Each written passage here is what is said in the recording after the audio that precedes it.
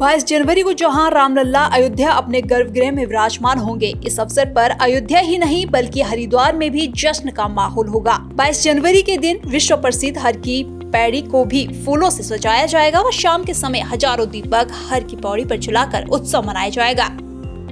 22 जनवरी का दिन हम सब के लिए एक ऐतिहासिक दिन होगा। उस दिन रामलला अपने गर्भगृह में विराजमान होंगे। पूरे देश में एक उत्सव और उल्लास का माहौल होगा और पूरे देश में बड़े बड़े आयोजन उस दिन किए जा रहे हैं।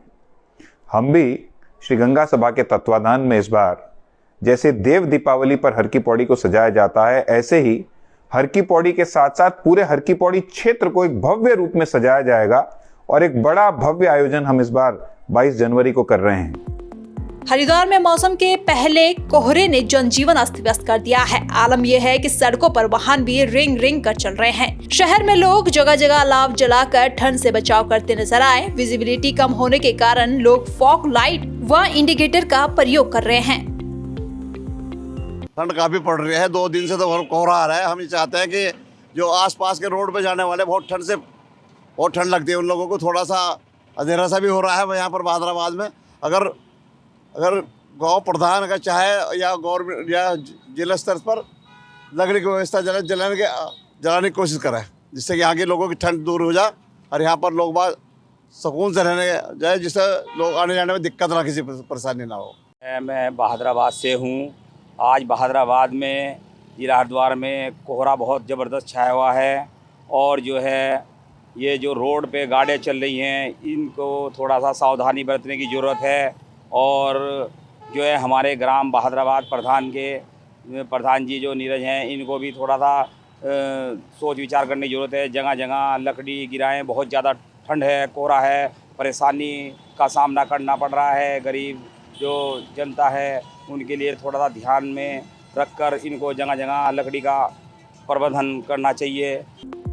अवैध गैस रिफिलिंग का सिटी मजिस्ट्रेट ऋचा सिंह ने भंडाफोड़ किया है। मुखानी थाना क्षेत्र के कमलुआ गांजा क्षेत्र के नोवा स्टील प्लांट के तरफ एक गोदाम के अंदर घरेलू गैस सिलेंडर के जरिए टेम्पो में गैस की रिफिलिंग की जा रही थी। अवैध गैस रिफिलिंग कर रहे कुछ लोग मौके से फरार हो गए। देखिए, इसमें सूचना मिली थी कि ये कमलुआ गांजा क्षेत्र में ये नोवा स्टील फैक्ट्री के पास में इस जो है अवैध रूप से ये गैस रिफिलिंग का कारोबार हो रहा है, जिसमें कल भी कार्रवाई की गई थी। सप्लाई की टीम, पुलिस प्रशासन सारे यहाँ पर मौजूद हैं। सूचना पे ही आज ये कार्रवाई हुई है और इसमें मौके पर हमको गैस रिफिलिंग का जो सिस्टम बना रखा है उन्होंने, वो यहाँ पर मिल गया है और इसमें जो आगे की विधिक कार्रवाई है वो भी की जा रही है। मसूरी विंटरलैंड कार्निवाल के तहत आईटीबीपी और सीआरपीएफ ने हाईटेक हथियारों की प्रदर्शनी लगाई, जिसे देखने के लिए बड़ी संख्या में लोग पहुंचे। आधुनिक हथियारों की प्रदर्शनी के साथ इनकी मारक क्षमता, उपयोगिता व नाना प्रकार के हथियार यहां आकर्षण का केंद्र बने रहे। बुगाला थाना क्षेत्र के तेलपुरा की नदी में एक अज्ञात व्यक्ति का शव मिलने से क्षेत्र में हड़कंप मच गया, जिसकी सूचना पुलिस को दी गई, जिसके बाद पुलिस ने मौके पर पहुंचकर शव का पंचनामा भरकर पोस्टमार्टम के लिए भिजवा दिया है। अभी तेलपुरा में एक बॉडी हमें प्राप्त हुई है, जिसमें जो जमीन के अंदर दबाई गई सी प्रतीत है। उसमें अभी क्योंकि एसओबी मौके पर ही है, उसको अभी आवश्यक पंचायतनामा की कार्रवाई के बाद पोस्टमार्टम के लिए भेजा जा रहा है।